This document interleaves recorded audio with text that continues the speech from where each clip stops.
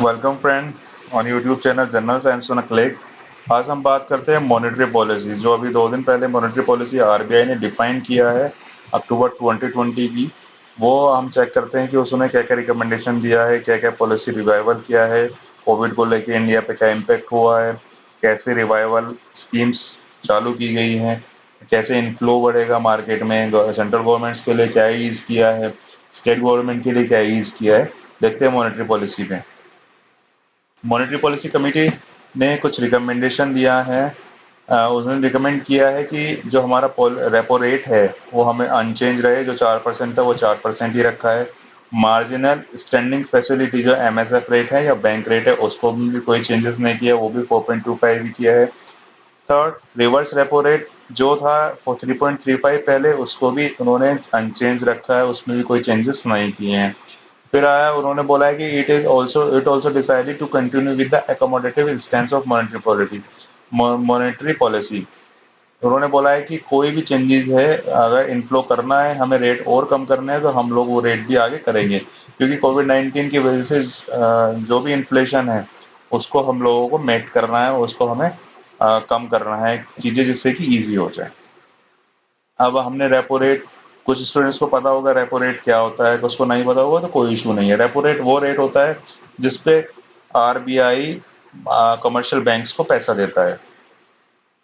Reverse repo rate इसका उल्टा होता है। जैसे रिवर्स बोला जाता है कि रिवर्स रेपो रेट में कमर्शियल बैंक आरबीआई को जिस रेट पे पैसा देते हैं अपना पैसा रखने के लिए, उसको रिवर्स रेपो रेट बोलते हैं।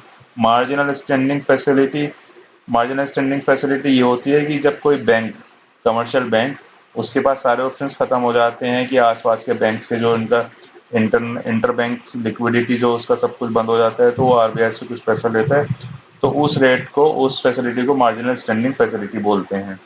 बैंक रेट वो रेट है जिस पे आरबीआई कमर्शियल बैंक को पैसा देते हैं, और कमर्शियल बैंक उस रेट से कम पर किसी भी कंज्यूमर को, किसी भी यूजर को कोई भी लोन नहीं दे सकता है, उसको बैंक रेट बोलते हैं। पहले वो 4% था, अभी वो 4.25% है। नेक्स्ट देखते हैं रिकमेंडेशन क्या दिया है। आरबीआई गवर्नर साहब ने बोला है कि एक एनिमेटेड डिबेट स्टार्ट हो गई है हमारी कंट्री की रिकवरी की शेप पर, कि वो कर्व कैसा रहेगा। It will be V curve, U curve, W, L और के शेप। अब जब ये बात बोला है उन्होंने, तो एक हमारा क्वेश्चन बनता है कि हाँ, ये V shape, U shape, W shape, L shape और के शेप क्या होता है रिसेशन, और क्या ये कैसे ग्राफ होते हैं इकोनॉमी की। V shape V shape normal shape होता है, एक बार डिप हुआ उसके बाद अप हो जाता है, नॉर्मल पोजीशन में आ जाता है, उसको वी शेप कर्व बोलते हैं। यू शेप में क्या होता है कि इकोनॉमी गिरती है, उसके बाद कुछ टाइम पीरियड के लिए वो श्रिंक होती है, जीडीपी कुछ टाइम के लिए कम हो जाती है, उसके बाद वो नॉर्मल पोजीशन में पहुंचती है, उसको बोलते हैं यू शेप।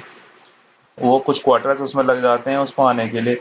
फिर आता है डब्ल्यू शेप। डब्ल्यू शेप क्या होता है कि down up, double dip recession, कि गिरता है फिर उठता है, फिर गिरता है फिर उठता है, उसको बोलते हैं डब्ल्यू शेप रिकवरी। जब वो लास्ट पोजीशन तक रिकवरी करता है उससे पहले वो गिरता ही है। एल शेप रिसेशन ये होता है कि इसमें कुछ पता नहीं होता है कि एक बार अप हुआ उसके बाद वो नीचे गिरता जा रहा है, कुछ डिफाइन नहीं है कब तक वो नॉर्मल पोजीशन में आएगा। ये ग्रोथ कुछ सालों के लिए भी होती है, कुछ महीने के लिए भी हो जाता है एल शेप, इकोनॉमी को नॉर्मल पोजीशन में आने के लिए। फिर आता है के शेप। के शेप क्या है? के शेप में कोई भी चीज़ डिफाइन नहीं होती है, इसमें सेक्टर सोशल पोजीशन पे डिफाइन होता है।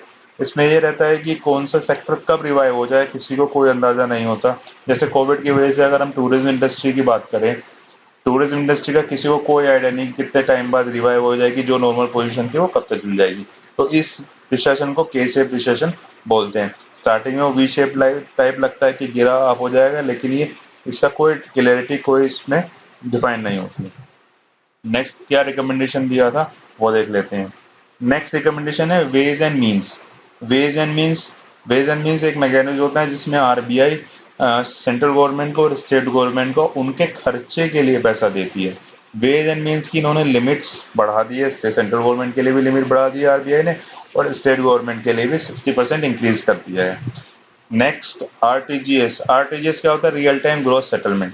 जो बिजनेसमैन बिजनेसेस करते हैं, अपने पेमेंट्स लेते हैं देते हैं, वो आरटीजीएस सिस्टम के थ्रू देते हैं। ठीक है, इन्होंने क्या किया, पहले ये सिर्फ 6 बजे तक ही रहता था, इन्होंने इसको फुल 24/7 कर दिया है कि आरटीजीएस आप कभी भी करेंगे हमें आपका रियलाइज हो जाएगा। हम जानते हैं कि एक एनईएफटी होता है, एनईएफटी है नेशनल इलेक्ट्रॉनिक फंड ट्रांसफर, जो 1 साल पहले से ही 24/7 चल रहा है। नेक्स्ट रिकमेंडेशन क्या दिया है? नेक्स्ट दिया है perpetual validity for certificate of authorization. Perpetual means continuation में इन्होंने दिया है, जो हमारे पीएसओ हैं, पेमेंट सिस्टम ऑपरेटर्स, जैसे Airtel payments bank, Paytm payments bank और जितने भी इनसे रिलेटेड है, उनको उन्होंने बोला है कि आपको अभी कोई रिन्यू कराने की जरूरत नहीं है अपना ऑथराइजेशन, आप कंटिन्यू चला सकते हैं। पहले क्या था, 2007 एक्ट के थ्रू ये 5 साल के लिए दिया जाता था, उसके बाद हर 5 साल में इनको रिन्यू कराना पड़ता था।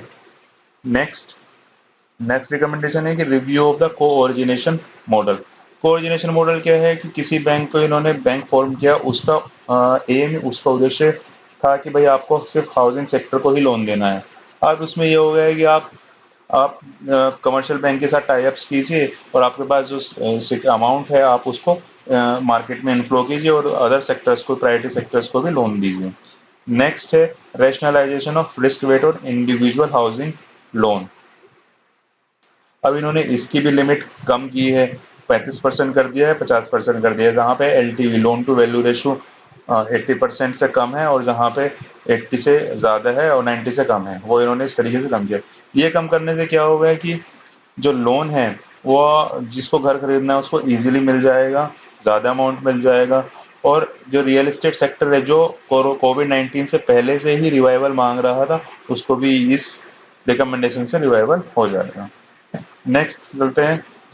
नेक्स्ट क्या रिकमेंडेशन दिया? नेक्स्ट रिकमेंडेशन है revise regulatory limit for retail portfolios of bank. अब रिटेल पोर्टफोलियो में बैंक जो पहले 5 करोड़ तक का लिमिट थी, वो अब 7.5 करोड़ तक लोन कर सकता है, जिसका 50 करोड़ से ज़्यादा का टर्नओवर होगा जिस कंपनी का। नेक्स्ट रिकमेंडेशन दिया है ऑन टैप टीएलटीआरओ। टीएलटीआरओ क्या होता है? Targeting long term operation. TLTRO में क्या किया है इन्होंने कि पैसा, इन्होंने इसकी लिमिट बढ़ा दी है, 1 लाख करोड़ इसको कर दिया है। टीएलटीआरओ ये होता है कि जिसपे आरबीआई कमर्शियल बैंक को 1 से 3 साल के लिए जो कंटिन्यू, जो प्रेजेंट में रेपो रेट है उस पे 3 साल के लिए वो पैसा दे देता है कि आप इसको यूज कर लीजिए। कमर्शियल बैंक को बोलता है कि उसके बाद हमारा जो भी है आप उसी हिसाब से सिक्योरिटी या सिक्योरिटी, गवर्नमेंट सिक्योरिटी आप इसको दे दीजिएगा और आप पैसा ले लीजिए 3 साल के लिए, जो हमारा अभी प्रेजेंट का एसएलआर चल रहा है। अब नेक्स्ट इन्होंने रिकमेंडेशन दिया है SLR holdings in held to maturity category. अब एसएलआर क्या होता है? Statutory liquidity ratio. वो रेशियो जो आरबीआई कमर्शियल बैंक को डिफाइन करती है कि आपको इतना अपनी एसेट का, अपनी लाइबिलिटीज का इतना परसेंट आपको अपने बैंक में मेंटेन करना पड़ेगा। उन्होंने उस चीज़ को कम किया है कि अगर आपकी मेच्योरिटी के आसपास कोई आपका लोन या आपका कोई भी मेच्योरिटी के आसपास आ रहा है तो आप अपना एसएलआर कम कर सकते हैं।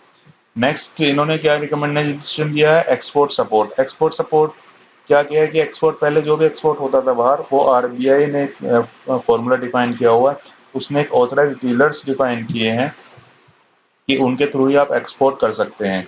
फेमा के अंदर वो सब आते हैं। तो अभी उन्होंने उसको रोक दिया है कि किसी को भी अगर एक्सपोर्ट करना है इंडस्ट्री को, वो सीधे एक्सपोर्ट कर सकता है, सीधा पेमेंट ले सकता है, सीधा पेमेंट दे सकता है। ठीक है कि एक्सपोर्ट सेक्टर को रिवाइव करने के लिए स्टेप्स लिया गया है। नेक्स्ट और लास्ट इन्होंने क्या किया है कि open market operation in state development loan. अब ओपन मार्केट ऑपरेशन क्या है? स्टेट डेवलपमेंट लोन्स पे। स्टेट डेवलपमेंट लोन्स क्या है? ये लोन पहले से चले आ रहे हैं, जो मेच्योरिटी की पोजीशन पे पहुंच चुके हैं कि आप और लोन ले सकते हैं और अपना कैश इनफ्लो बढ़ा सकते हैं और स्टेट के डेवलपमेंट के लिए यूज कर सकते हैं। तो मॉनेटरी पॉलिसी में अभी यही था friends.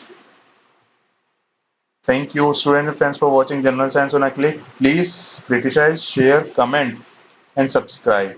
And if you find the topic is interesting and fruitful, please also share with your friends and like and subscribe. Thank you.